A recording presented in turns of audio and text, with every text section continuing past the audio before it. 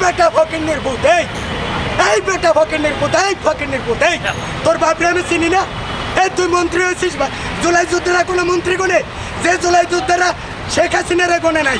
তাই আমি নুরু ভাইকে বলবো, নুরু ভাই তোমারে যখন তোমার চেয়ে আমি বয়সও বড় রাজনীতিও বড়, তুমি রাজনীতি করছো শুক্রের 8 দিন, আর আমি বেগম খালেদা জিয়া যখন ছিল 91 নির্বাচনের থেকে আমি রাজনীতি করি।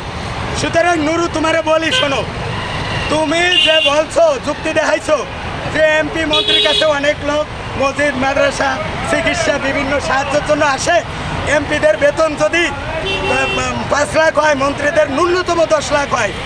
এই বেটা ফকিন্নির ভূত এই বেটা ফকিন্নির ভূত ফকিন্নির ভূত তোর বাপরে আমি চিনি না। এই তুই মন্ত্রী হয়েছিস জুলাই যুদ্ধেরা কোনো মন্ত্রী গুনে যে জুলাই যুদ্ধেরা শেখ হাসিনারা গুনে নাই।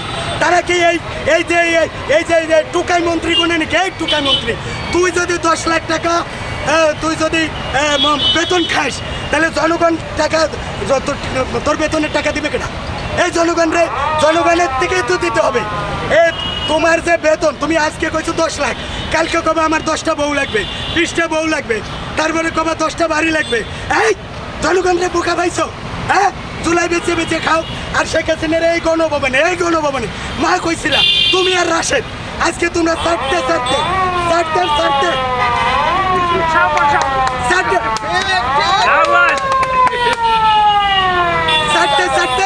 একজন হয়েছে মন্ত্রী আর একজন হয়েছে সচিব।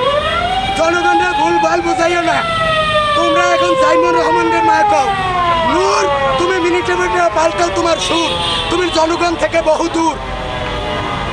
তুমি ঠিক ভালো, তুমি আর এই সমস্ত কথাটা তো বলো না।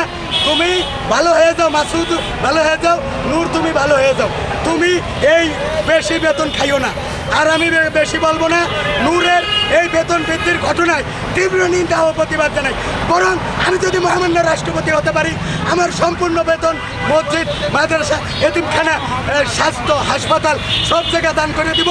আমি কন্টেন্ট ক্রিয়েটার এবং সাংবাদিক হিসেবে যে টাকায় ইনকাম করব, আমি আমার সংসার চালাইতে পারবো। ও আখিরে দেওয়া নানি 10 লাখ বেতন পেলে তো আপনার 10 লাখ দিবে। আমার এত বেতন হলো শুভঙ্করের ফাঁকি। এরা 10 লাখ বেতন পাইয়া 10,000 ব্যয় করবে, আর ওই যে বাসের সাঁকোর মতো উদ্বোধন করবে, তারপরে মিডিয়ায় ঢুকলে আর 9,90,000 টাকায় মেরে দেবে। ধন্যবাদ। আচ্ছা, বর্তমান